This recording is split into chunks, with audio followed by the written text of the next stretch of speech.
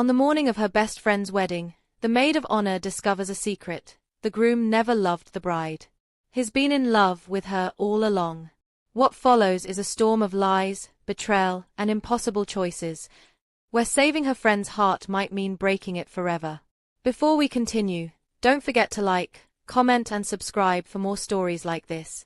The morning sunlight poured through the tall bay windows of Charlotte Vale's family home, turning the cream-colored curtains into sheets of glowing gold. Outside, the coastal breeze rolled in from the sea, carrying the scent of salt and distant wildflowers. The whole town was already awake, the hum of excitement floating in the air like an invisible orchestra tuning its strings. Inside the bridal suite, the air was different, quieter, but thick with nerves. Isla Fairborn stood beside the vanity table, carefully running a steamer over the delicate lace veil that would crown her best friend in just a few hours. She moved slowly, making sure not to damage the fabric. Every few moments, she glanced up at Charlotte, who was seated in front of the mirror, a hair stylist fussing with her soft auburn curls. Charlotte looked radiant, her cheeks slightly flushed from excitement, her eyes shining. Even in her dressing gown, she looked like she had stepped straight out of a bridal magazine. "You're awfully quiet," Charlotte said, catching Isla's reflection in the mirror. "That's dangerous. It means you're either judging something in your head or thinking about breakfast." Isla gave a small smile. "Both, actually. You need more food in you. You're getting married, not going into battle." Charlotte laughed, the sound light and confident. "It's sort of the same thing, isn't it?" "Maybe," Isla murmured, smoothing the veil. "At least in one of them, you know who the enemy is." Charlotte wrinkled her nose. "You really do need food. You get dramatic when you're hungry." It was such a Charlotte thing to say, dismissive in the way only lifelong friends could be. They had known each other since they were 10, when Isla's mother had moved to this small town and enrolled her in the same private school as Charlotte. In the years that followed, they had been inseparable: birthdays, breakups, university choices, and now, Charlotte's wedding to James Ashford. James. The thought of him made Isla's hand pause mid-steam. She quickly resumed, brushing off the hesitation before Charlotte could notice. When the veil was finished, Isla set the steamer aside and walked over to place it carefully in its box. As she did, she noticed something odd. The box wasn't fully closed. There was a thin slip of paper poking out from under the satin lining. Curious, she gently pulled it free. It was a letter. The edges were singed, as though it had been too close to an open flame, and the faint scent of burnt paper clung to it. The handwriting was unmistakable, sharp, elegant, unmistakably James's. Her eyes moved over the first few lines. "I can't keep pretending with her when it's always been you." Isla froze. The words blurred for a moment as if her mind refused to process them. She glanced up quickly, but Charlotte was laughing at something the hairstylist had said, completely unaware. Isla folded the letter in her palm and slipped it into her pocket. "Everything okay?" Charlotte asked, catching her in the act of standing too still. "Fine," Isla said quickly, forcing a smile. "Just thinking about how you're going to make everyone cry today." Charlotte beamed. "Good. That's the goal." The rest of the morning passed in a blur of makeup brushes, perfume, and last-minute floral deliveries. But Isla's fingers kept brushing against the folded letter in her pocket, as if it had a pulse of its own. The rehearsal breakfast was being held in the glass conservatory of the Vale estate. Sunlight streamed through the ceiling, making the white tablecloths glow and turning the silver cutlery into tiny mirrors. Isla arrived a little late, still in her tailored blush dress from the morning preparations. She scanned the room for Charlotte and spotted her at the far end, animatedly talking to a group of bridesmaids and cousins. But her eyes caught on James first. He stood near the center of the room, one hand in his pocket, the other holding a champagne flute. The fitted navy suit made him look like he'd stepped straight out of a fashion editorial. He was speaking to one of his groomsmen, but his gaze wasn't on them. It was on Isla. Not a casual glance. Not even a polite acknowledgement. It was the kind of look that holds too long. The kind that burns just enough to be felt. Isla's breath caught, and she forced herself to look away. She busied herself with greeting a few distant relatives of Charlotte's, nodding at their congratulations as though she were the one getting married. But no matter where she moved in the room, she could feel James's eyes on her. When she finally made her way over to Charlotte, her friend was glowing with joy, clutching a mimosa in one hand. "There you are," Charlotte said, pulling her into a quick hug. "I was starting to think you'd run away." "I'm here," Isla said, smiling. "I wouldn't miss this." "You look tense," Charlotte observed. "Do I? What's going on?" Isla hesitated. She could tell Charlotte about the letter right now. She could say, "I think James is lying to you. I think there's something you need to know." But looking into Charlotte's happy, trusting face, the words stuck like thorns in her throat. "Nothing," Isla said at last. "Just nervous for you." Charlotte grinned. "Don't be. I'm marrying James Ashford. The man practically bleeds charm." Isla's stomach twisted. The meal went on. Plates of smoked salmon, scrambled eggs, and warm croissants were passed around. The chatter was light, full of laughter. But Isla barely heard any of it, her mind replaying the words from the letter again and again.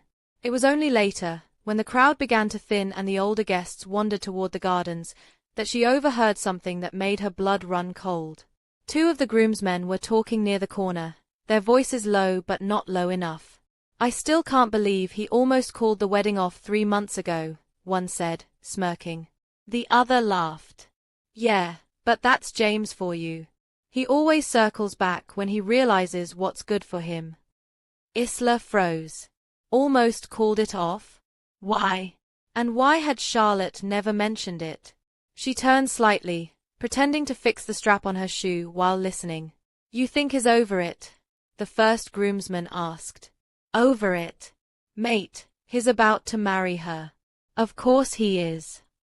They laughed again and moved toward the bar, leaving Isla with a knot in her stomach. That night, long after she returned to her small cottage on the edge of town, Isla lay awake. The sea outside her window roared softly, the wind rattling the old panes. She thought about the letter, James's eyes at breakfast, the groomsmen's conversation. And then, she dreamed. In the dream, she was walking down the aisle of the same church Charlotte would stand in tomorrow. The guests turned their heads, smiling warmly at her. At the end of the aisle, James was waiting, but Charlotte was nowhere to be seen. The dream felt like a warning. When Isla woke, the first thing she did was touch her pocket, where the folded letter still lay. The sky outside was beginning to shift from its pale morning blue into the warmer glow of early afternoon when Isla finally found James alone.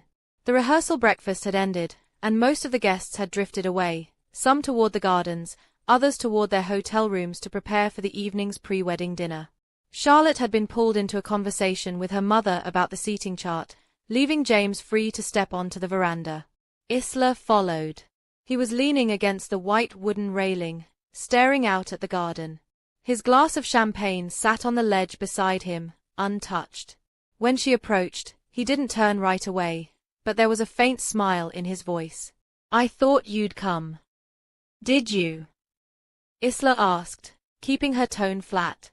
James finally turned to look at her. His eyes, that pale grey blue that always seemed to reflect the weather, met hers directly. "You've been avoiding me. Maybe because there's nothing I want to say to you." He studied her for a moment. "You found it, didn't you?" Isla's pulse quickened. "Found what?" "The letter." Her lips parted, but no sound came out. She had half expected him to pretend ignorance, to deny everything. Instead, his calm admission left her momentarily unsteady. "You wrote it," she said finally. "So tell me, who was it for?" He didn't hesitate. "Someone I should have told the truth to a long time ago." "That's not an answer." "It's the only one you're getting right now," James said, his voice lowering. "If I say more, it'll change everything before it's time." Isla clenched her jaw. "Charlotte is my best friend. She trusts me with her life. Do you understand how it feels to be standing here, knowing there's something you're not telling her? I know exactly how it feels, James said, stepping closer. Because I'm the one who's been standing here for years, knowing there's something I haven't told you. She stepped back instinctively. You're marrying her tomorrow. His expression didn't change. And you think that means I love her? The question hit like a small, sharp stone to the chest. I think, Isla said slowly, that if you're having second thoughts, you should be telling her, not me. James's eyes searched hers for a moment longer, as if looking for something only he could name. Then he gave a faint, almost sad smile. You're right.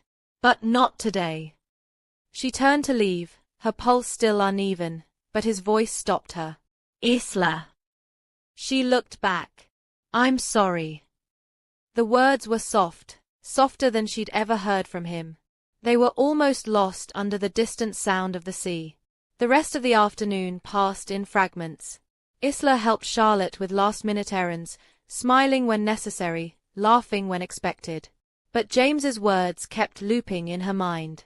By the time she returned to her own home that evening, the decision had been made. She wouldn't tell Charlotte, not now. Maybe not ever. Charlotte deserved to have her day without doubts and whispers.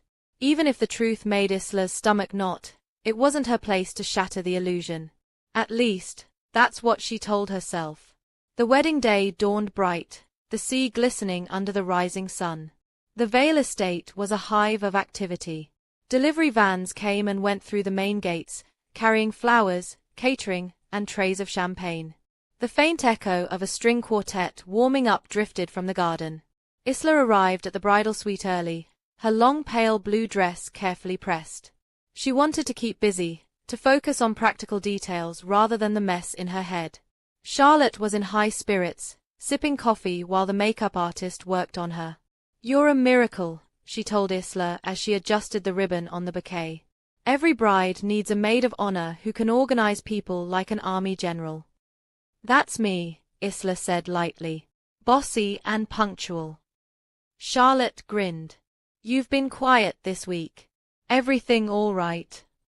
Isla forced a smile. Just tired.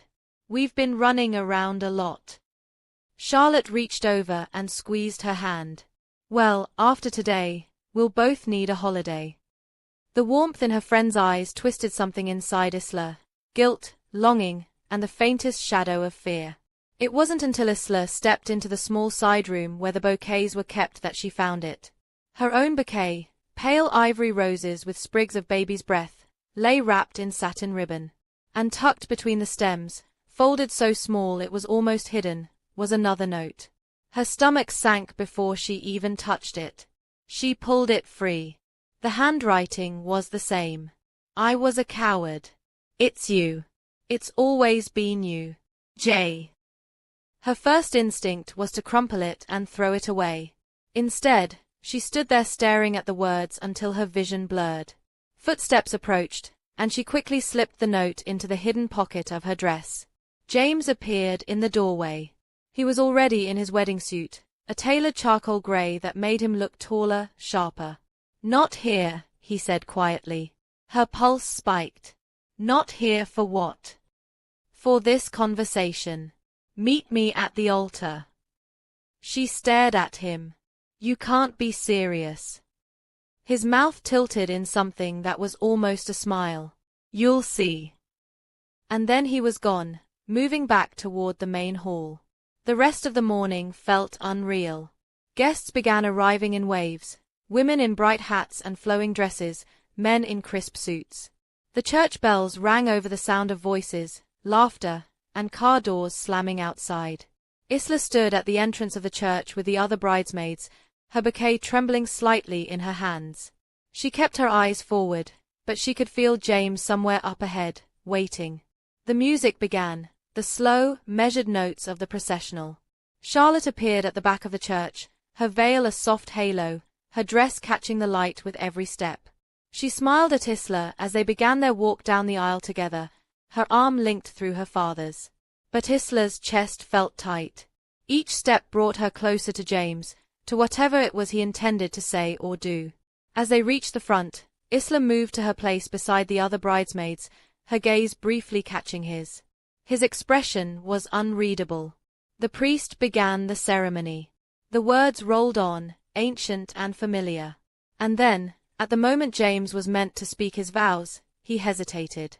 The silence stretched. The guests shifted in their seats. James's eyes flicked toward Isla. "I can't do this," he said. Gasps rippled through the church. Charlotte's smile faltered, confusion clouding her face. "What?" "I can't marry you," James said, his voice steady now. "I'm sorry." He stepped back from the altar, turned, and walked out. For a heartbeat, no one moved. Then voices erupted, whispers, exclamations, the rustle of people standing. Isla's body reacted before her mind caught up. She moved down the aisle and followed him. Outside, the sunlight was blinding. James was already halfway across the small graveyard behind the church, his hands in his pockets like a man strolling through a park rather than a man who'd just blown apart his own wedding. She caught up to him, breathless. "What the hell are you doing?" He turned, and there was something raw in his eyes now. "What I should have done years ago." "This isn't," she stopped, the words tangling. "You just humiliated her in front of everyone." "I couldn't go through with it," James said simply. "Because I'm in love with you."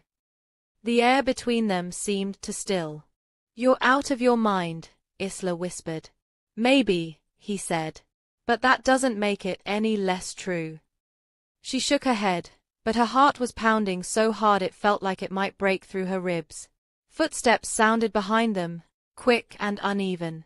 Charlotte's voice, sharp as glass, "I knew it." They both turned. She was standing a few feet away, her veil pushed back, her face pale except for the flush of fury on her cheeks. She looked at Isla, then at James, and back again. "You," she said to Isla, her voice trembling. "You were supposed to be my sister."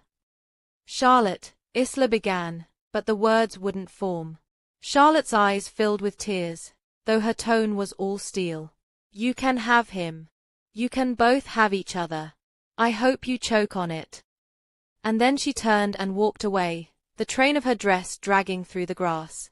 The air outside the church was sharp with the tang of sea salt and the faint scent of crushed flowers, trampled under the shoes of guests spilling into the churchyard in restless clusters. Isla's hands were still trembling. Her mind felt like a jumble of disconnected thoughts. Charlotte's face, pale and disbelieving, the collective gasp of the guests, James walking away like the whole thing was a rehearsal and not the most humiliating moment of Charlotte's life. Now she stood with him among crooked headstones in the small graveyard behind the church. The stone angels leaned at odd angles, their faces softened by centuries of wind.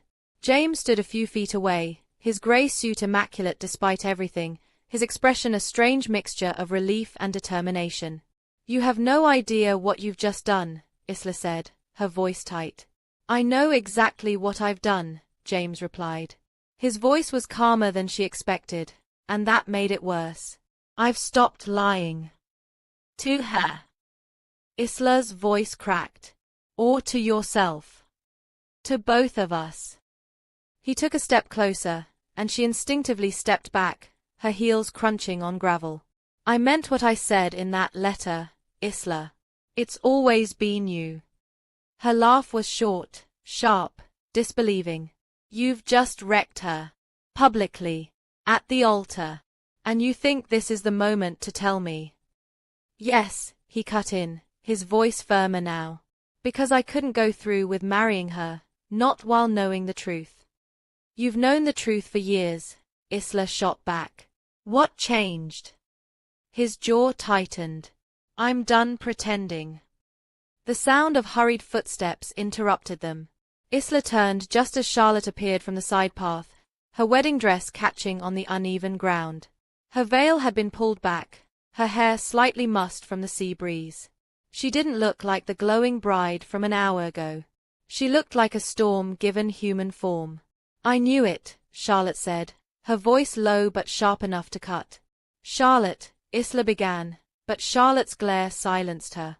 You were supposed to be my sister, Charlotte said. The one person in the world I could trust without question. I didn't, Isla tried, but Charlotte raised a hand. Don't. Her eyes were wet now, but the tears didn't soften her expression. She turned her attention to James. And you. My God, I hope whatever you think you feel for her is worth the embarrassment, the gossip, the headlines. Because that's all you've got now. James's lips pressed into a thin line. I didn't want to hurt you. Charlotte laughed bitterly. You think this is about hurt? No, James. This is about betrayal. And I'll make sure you both know exactly what that feels like. She stepped closer to Isla, her perfume sharp and sweet. You can have him. You can have his lies, his charm, his empty promises. But you'll lose me. For good. Then she turned, the train of her dress dragging leaves in her wake, and disappeared down the gravel path toward the main road. Isla stood frozen. The murmur of the guests behind the church was louder now, like a tide pushing closer. James exhaled slowly. She'll calm down. Isla turned on him, anger flooding through her in a sudden, dizzy wave. No, she won't. You don't know her like I do. She'll never forget this. He looked at her with that same maddening steadiness. Then we leave. Today. She stared at him, incredulous. Leave. Yes. Walk away from all of this before it swallows us. Her heart pounded. There was a strange temptation in the idea, to just vanish from the disaster zone and escape the whispers that would inevitably follow. But it wasn't that simple. Nothing ever was. I can't, she said finally. You can, James insisted. You just don't want to admit it. Before Isla could answer, a voice from somewhere beyond the churchyard called her name, sharp and urgent. She turned toward it, but by the time she looked back, James had already started walking toward the road. The hours after the church scene blurred together into something unreal, as if Isla were moving through water. The guests had been shepherded toward the reception venue despite the missing bride and groom, the catering staff improvising a semblance of order. Charlotte's parents had made vague announcements about a delay before disappearing entirely. Isla hadn't seen James again. By the time she returned to her small cottage, the coastal wind had picked up, rattling the old windows. She shut the door behind her and leaned against it, closing her eyes. Her phone buzzed in her bag. She pulled it out, expecting a dozen missed calls from Charlotte or perhaps a terse message from James. Instead, there was just one text. From Charlotte. You think you know the truth. You don't. Check the Ashford Estate Library. Isla stared at the words. The tone was cold, deliberate, a sharp contrast to the fury in Charlotte's voice earlier. This wasn't an emotional outburst. This was something else. She read the message again, her mind pulling apart the pieces. Why would Charlotte send her there? What did she think Isla would find? Part of her wanted to delete the message, to pretend she'd never seen it. But the rest of her, the part that couldn't let unanswered questions sit, was already grabbing her coat. The Ashford estate sat on the far edge of town, its long drive lined with wind-bent cypress trees. The mansion loomed at the end, its stone facade darkened by centuries of salt air. The housekeeper let her in without question, perhaps assuming she was there on wedding business. Inside, the air smelled faintly of old wood and polished brass. Isla made her way down the hall to the library, a cavernous room lined with towering shelves and heavy velvet curtains. The only sound was the ticking of an antique clock on the mantel. She stood for a moment, unsure where to start. Then her eyes fell on the large mahogany desk in the center. One of the drawers was slightly ajar. She pulled it open and found a leather-bound ledger, its spine cracked with age. Tucked beneath it was a bundle of letters tied with ribbon. She untied them, scanning the contents. The first few were mundane, business correspondence, invitations. But then she found one with James's handwriting, addressed to his mother. The numbers don't lie. The estate can't survive another year without a significant influx of capital. If this doesn't work, we'll lose everything. Isla's stomach tightened. She flipped through the ledger. The neat columns told a stark story: dwindling accounts, mounting debts, properties quietly sold off. Charlotte's inheritance, she realized. That's why. Her hands trembled as she reached for another letter, this one in a woman's elegant hand. James's mother. Choose carefully, James. Love is a luxury we can't afford. The words made her feel suddenly cold. A faint thud made her turn. Something had fallen from between the ledger's pages, a photograph. She picked it up. It was from years ago, a summer party at the estate. James stood at the edge of the garden, a drink in his hand. Beside him, Isla. Younger, her hair windblown, her smile unguarded. This was before he met Charlotte. Her phone buzzed again. Another message from Charlotte. Still think he's telling you the truth? Isla didn't reply. She left the library quietly, her mind tangled in knots of suspicion, guilt, and something she didn't want to name. James had said he'd always loved her. But now she had proof he'd needed Charlotte's money. And she didn't know which truth was worse. The drive back from the Ashford estate was a blur. The narrow coastal road twisted along the cliff edge, the sea below restless and grey. Isla's hands gripped the steering wheel too tightly, her mind tumbling through the facts like loose stones in a storm. The ledger. The letters. The photograph. The knowledge that James had been facing ruin, and that Charlotte's money could have saved him, sat in her chest like a heavy stone. And the photo from years ago. That smile. The way he'd been looking at her, even then. When she pulled into her small driveway, the wind had picked up, rattling the wooden fence. She sat in the car for a long time before finally going inside. The house felt too quiet, too aware of her presence. She poured herself a glass of water, but didn't drink it. Instead, she pulled the photograph from her coat pocket and placed it on the table. James's younger face stared back at her, the edges of his smile softer, less guarded than the man she knew now. Her phone was heavy in her hand as she scrolled through her contacts. She hesitated for several seconds before pressing his name. He picked up on the second ring. You went, James said. His voice wasn't a question, it was an acknowledgement. Yes, Isla said. Charlotte sent me. A pause. Then, and now you think you've got the whole picture. I saw the ledger, she said quietly. I know about the debts.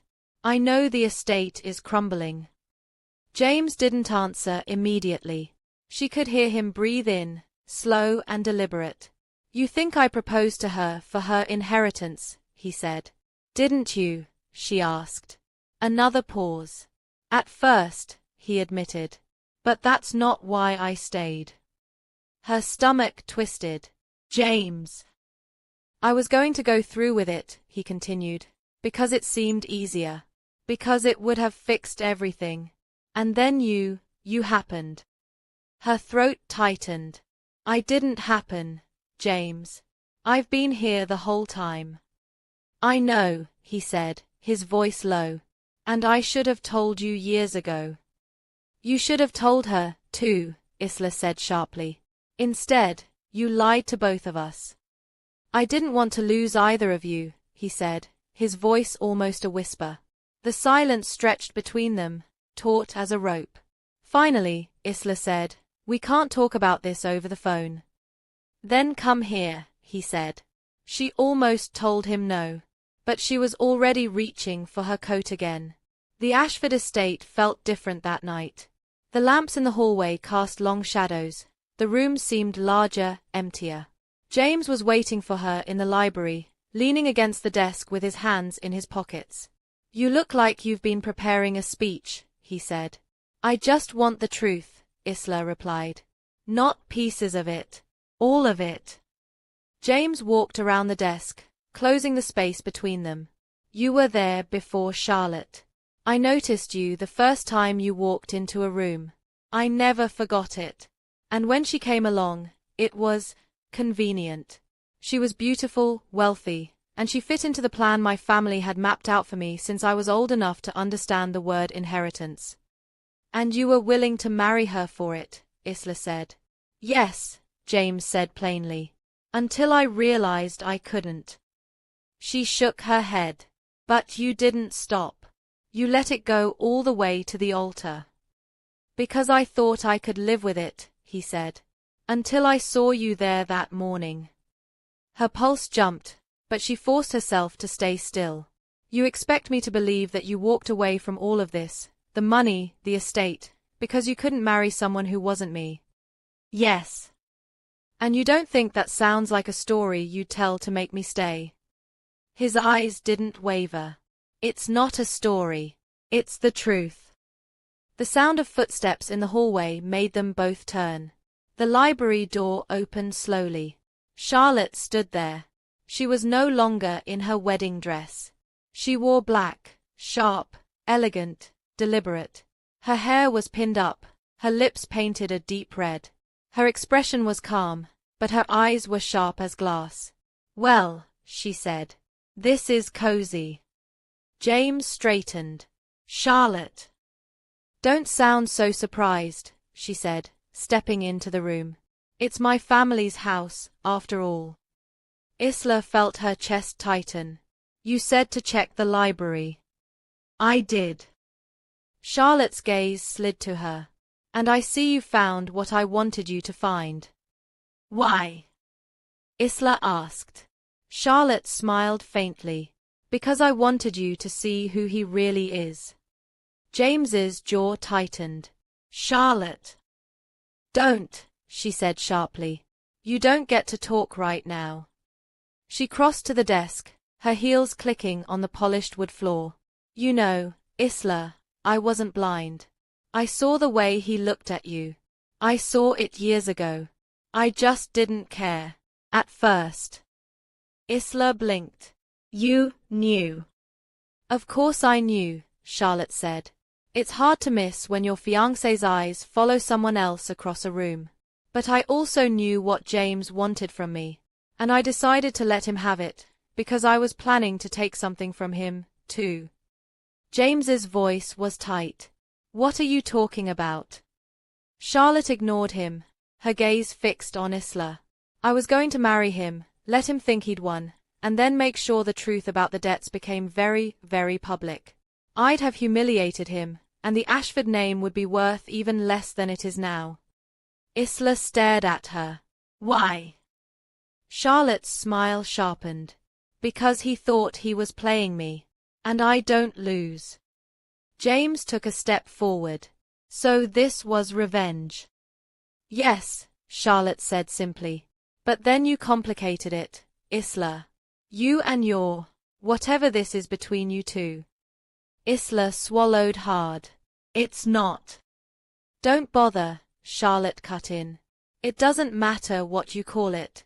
You still chose him over me. That's not what I. It is, Charlotte said. Because you didn't tell me about the letter. You didn't warn me before the altar. You let me walk into that humiliation. Isla's hands curled into fists at her sides. I didn't know what to do. You chose not to act, Charlotte said coldly. That's still a choice. She reached into her bag and pulled out a folded piece of paper. She placed it on the desk and slid it toward Isla. This, she said, is the first letter he ever wrote to you. Dated before he even met me. Isla stared at it. Her fingers moved slowly, unfolding the paper. James's handwriting filled the page, younger, less controlled, but unmistakably his. The words were raw, unpolished, confessing feelings she hadn't known existed at the time. The date made her chest tighten. It was months before he'd met Charlotte. She looked up at him. His expression was unreadable. Charlotte stepped back toward the door. Now you know everything. Enjoy your happy ending, if you can. Then she was gone, her heels clicking down the hallway until the sound faded. Isla's mind swirled. The letter trembled slightly in her hand. James took a step toward her. Now do you believe me? I believe you loved me, she said quietly. I don't know if I believe you for the right reasons. He didn't move closer. I'll wait for you to decide. But she didn't answer, not yet. The only sound in the library was the steady ticking of the clock, counting down to whatever would come next. Isla didn't go home that night. After Charlotte walked out of the library, the air in the Ashford estate felt colder. The shadows from the tall windows stretched across the floor like long fingers, reaching for her. She stayed where she was, the letter still in her hand, the faint smell of the paper, old, slightly sweet, lingering in her nose. James was the one who broke the silence. "You don't have to answer me now," he said. "But you have to hear me out." She looked at him, exhaustion pulling at her voice. "I've been hearing you out for years, James. Just never like this." He moved toward her, slow, cautious. "The letter Charlotte gave you, it was real. I wrote it when I was 23.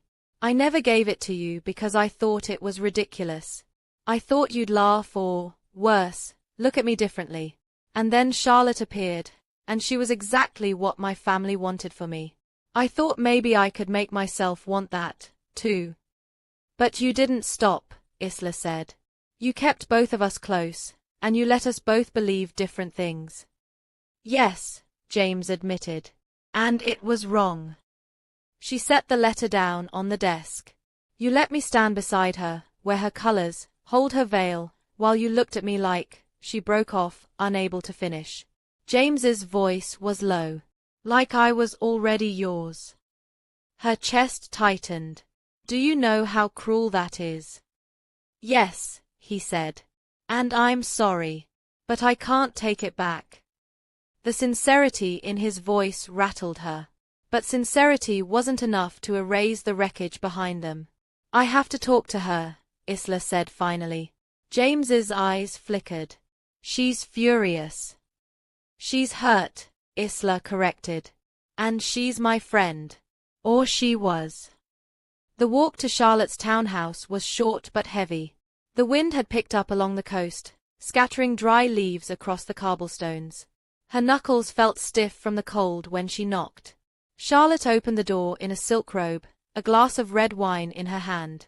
Her eyes were sharp, but her voice was calm. "Well, well. The prodigal maid returns. Can we talk?" Isla asked. Charlotte stepped aside without a word. The inside of the townhouse smelled faintly of jasmine and something richer, maybe cedarwood. The curtains were drawn, shutting out the night, and the lamps were dimmed to a golden glow.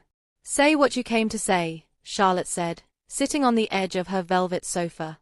"I didn't tell you about the letter because I didn't know how," Isla began. "It felt like telling you would shatter everything, and I thought maybe I could protect you from it." Charlotte's mouth twisted. "And in the process, you protected him." "I didn't mean to," Isla said. "I just froze." Charlotte sipped her wine slowly. "I believe you. But believing you doesn't change the fact that I can't look at you without seeing the person who let me walk toward a man who didn't want me." Isla felt her throat tighten. "Then this is goodbye." Charlotte's eyes softened for a fraction of a second, then hardened again. "It's the end of what we were. Maybe not forever. But for now." The finality in her tone landed like a stone. When Isla left the townhouse, the night felt colder. She walked without thinking, the streets empty except for the hum of distant traffic. By the time she realized she was heading toward the Ashford estate again, she didn't turn back. James was waiting in the doorway as if he knew she would come. "Well?" he asked. "She's done with me," Isla said quietly. He hesitated, then stepped aside. "Then maybe it's time to decide if you're done with me." The fire in the library had burned low, but the room was still warm. Isla sat in one of the deep leather chairs, her hands clasped in her lap. James leaned against the mantel, watching her. "You could walk away right now," he said. "No one would blame you." Isla looked up at him. "You mean Charlotte wouldn't blame me any more than she already does?" "Maybe," he said. "But this isn't about her anymore. It's about you." The quiet between them stretched. She thought of all the years of stolen glances, unspoken words, the ache she had never let herself name. She thought of the letter, the truth, and the lies. Do you love me, James? She asked. Yes, he said without hesitation. Would you still love me if there was nothing left to save of your family's name? No estate, no inheritance, no title. His eyes held hers. Yes. She studied him for a long moment. Then, slowly, she stood and crossed the space between them. I believe you, she said softly. And I hate that I do. He smiled faintly. Then stay. The weeks that followed were not easy. Charlotte kept her distance.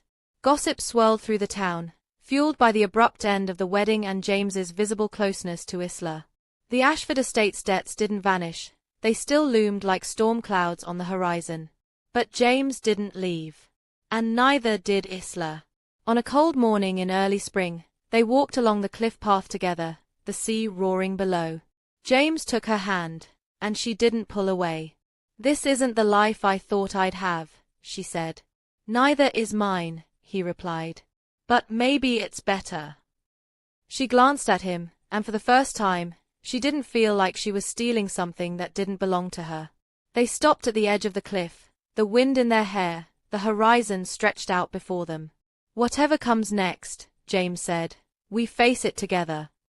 Isla looked out at the endless grey sea, then back at him. Together, she said.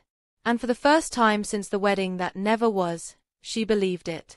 In the end, the bride walked away, the groom faced the truth, and the maid of honor chose the man who risked it all for her.